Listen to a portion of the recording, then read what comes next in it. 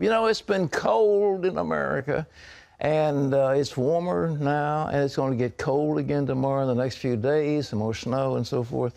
I was just looking up some of the statistics you might be interested to know. This isn't the coldest. The coldest was in 1894.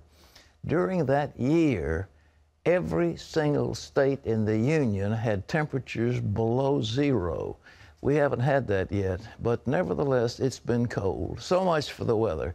Now, on the international front, Islamic terrorists are taunting America with this threat: we're coming for you in your own land.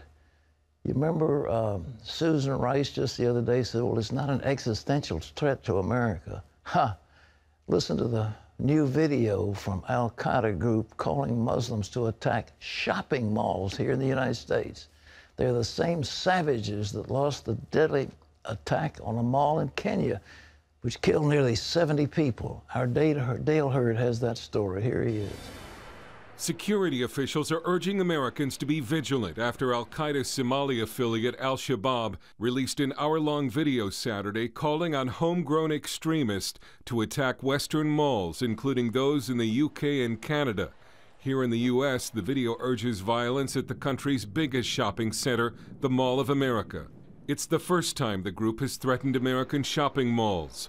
Some shoppers said the threat would not disrupt their routines. I feel like it's just a fact of life these days with the threat. A little hesitation this morning, but we talked about it with the kids, and everyone was fine with staying.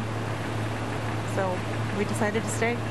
Al-Shabaab is the group responsible for the September 2013 assault on the Westgate Mall in Nairobi, Kenya, that left 67 people dead.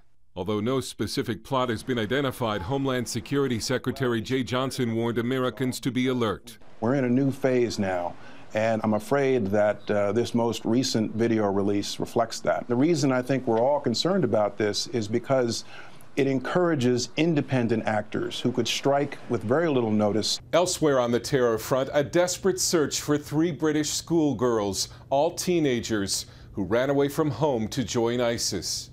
The families of the missing girls, last seen here in London's Gatwick Airport, are pleading with them to come home. Please come home.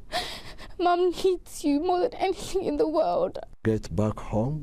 We miss you. We cannot stop crying. Hundreds of young women from around the world are believed to have flocked to ISIS to be brides of jihadi fighters. Dale Hurd, CBN News. Apropos of this story, I had a letter from a pastor. I believe he lives in Jerusalem, and he said he'd had a dream or message from the Lord that April would be the month, I should say, that there would be some strike in America. And he said, please warn the Christians to be extra cautious during April about going to malls, going to crowded events like sporting events and so forth. I don't know whether that's true or not, but I throw it out because if Homeland Security is telling us to look out, then a prophetic word from one of God's servants wouldn't hurt either. Well, our CBN News terrorism analyst, Eric Stakelbeck, is with us now. And Eric, is this al-Shabaab that is here in America, or who are there that are now threatening our malls?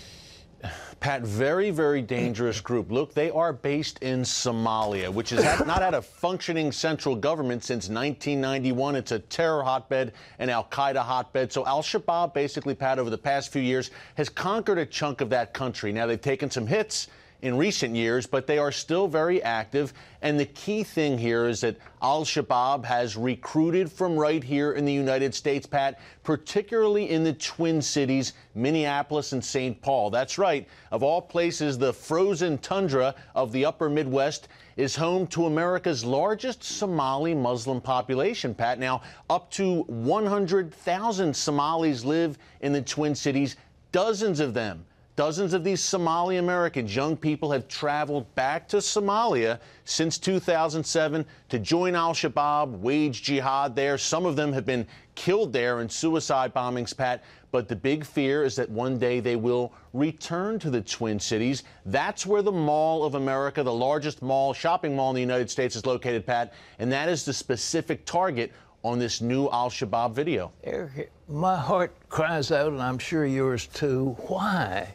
Why? Why would people who've been exposed to the good things of America, why will they do this? It's an evil ideology, Pat.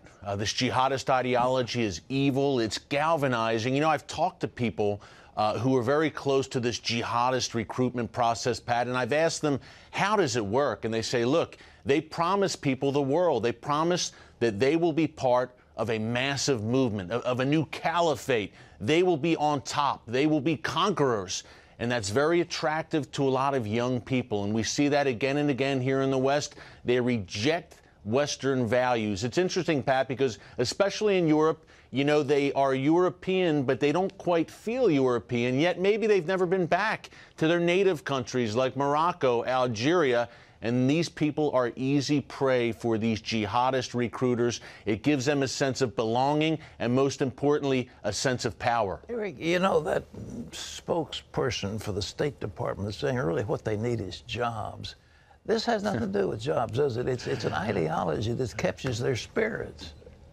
Pat, that statement was so ridiculous, it's hard to wrap my head around it. I've done such intensive research on ISIS, particularly over the past few months, Pat, and I can tell you that there are many, many, many middle-class college students, college graduates who are leaving places like Britain, France, and Germany and traveling to Iraq and to Syria. We have medical students who are leaving their comfortable middle-class existences right here in the West to travel there. This is not about jobs. Osama bin Laden was a member of a multi-millionaire family in Saudi Arabia. Ayman al-Zawahiri, the current al-Qaeda leader, was a doctor, a member of a prominent Egyptian family. Pat, many Hamas leaders, doctors, middle class, prosperous people. This is about the ideology. And if we can't confront and admit the ideology, which, yes, comes from Islam's core texts, the Quran and the Hadiths, it's in there. If we can't admit that and acknowledge that, then we cannot defeat the enemy. And the Obama administration, with this jobs for jihadist strategy now, Pat, wow, you have to shake your head. And somewhere in Raqqa, Syria, and Tehran, Iran, the jihadists are laughing at us. Well, what, do you think our president is ever going to come out? Is he going to get shamed after a while? Is he ever going to say it's Islamic terrorism and call it for what it is? No, Pat, everyone at home needs to understand you're probably pulling your hair out like I am about the semantics here of not being able to say jihad, Islam, radical Islam. This will not change before 2016, before President Obama leaves. This is the way it's going to be. This is who he is. This is his worldview. He will not budge from his worldview. He goes out of his way to distance Islam from terrorism. He will not make that connection, Pat. He's not going to do it. It's not going to change. Now, if there is, God forbid, a terror attack here on U.S. soil, we'll see how he reacts, because the American people, if we continue to not acknowledge the Islamic roots of Islamic terrorism, the American people are not stupid. And if we, God forbid, get hit again, he's going to answer for it. Eric, thank you so much. And Eric, I understand you've got a new book coming out. It's called ISIS Exposed. Well, when's that going to be out?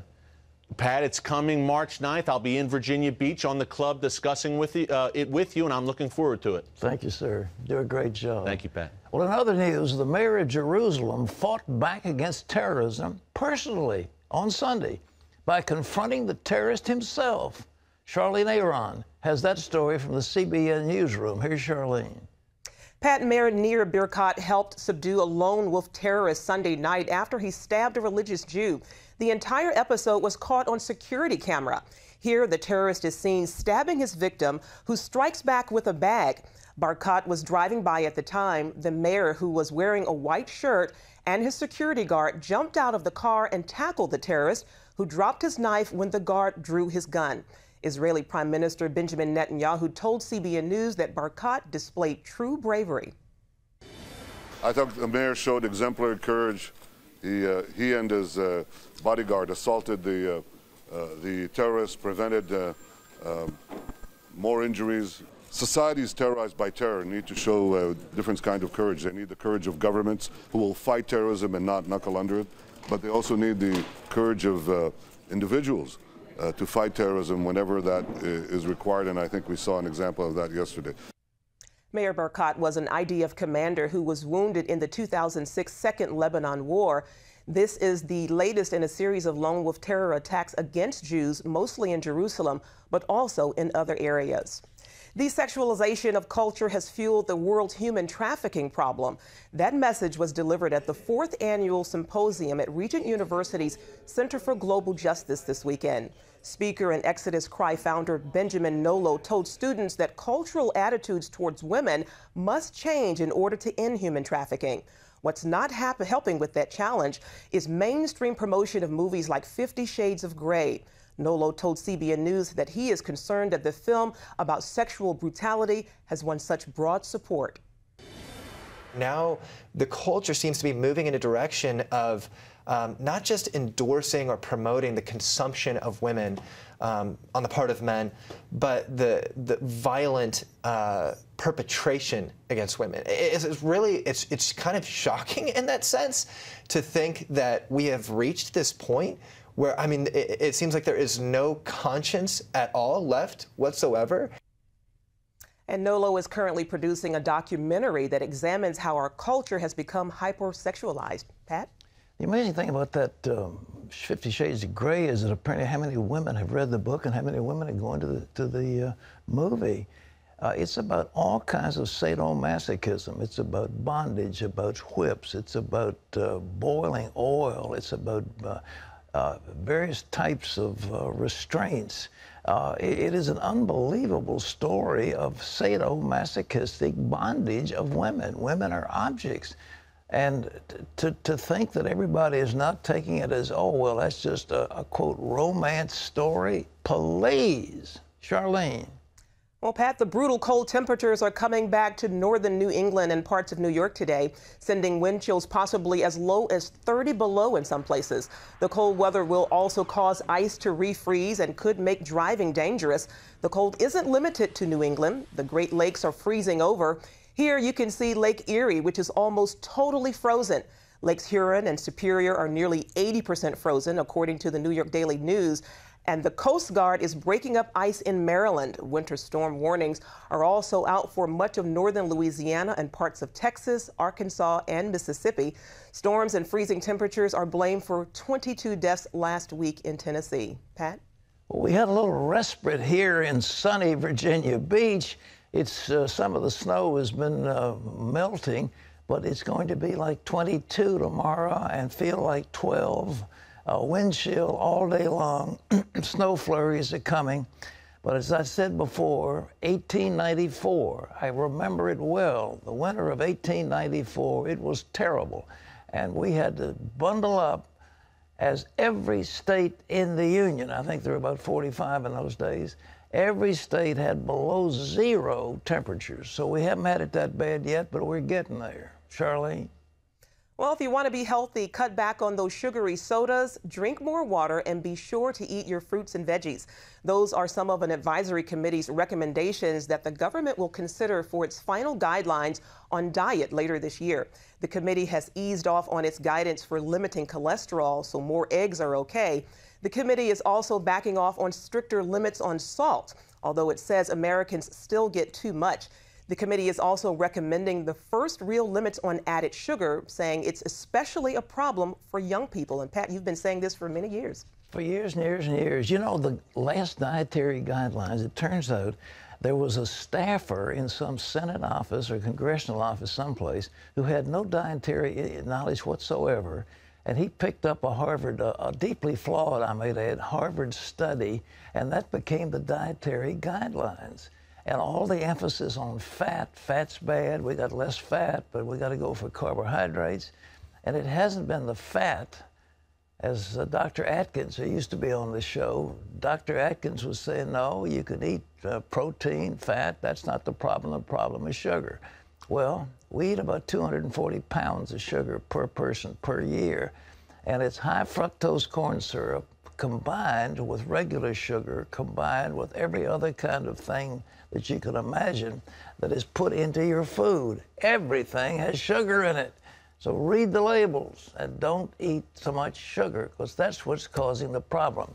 diabetes, heart conditions, high blood pressure, and all the rest of it. And it's not cholesterol, although the big drug companies have made a fortune pushing cholesterol-lowering drugs like Lipitor, but that's not the answer. Well, I remember I was in Wimbledon in London, where they play Wimbledon tennis, and I was a guest of Mark McCormick of IMG, and at the luncheon that they had was the man who was the owner of the New England Patriots. And he just bought the team, Robert Kraft, and his lovely wife, Jewish wife, was telling me about a story that had been written, a book, about a man who actually walked the Exodus. He walked exactly where the Israelis went. And she was fascinated, and I got a copy, or she got me a copy of the book. And I wish I had paid more attention to the New England Patriots, but I didn't think it was much of a team. And the next thing you know, they won the Super Bowl. But anyhow, that's another story. American missionary Russell Stendal tells CBN News about the charges against him that led to his time in jail in Colombia. A judge ruled last week there was not enough evidence to prove that Stendal was guilty of assisting FARC guerrillas in their war against the government.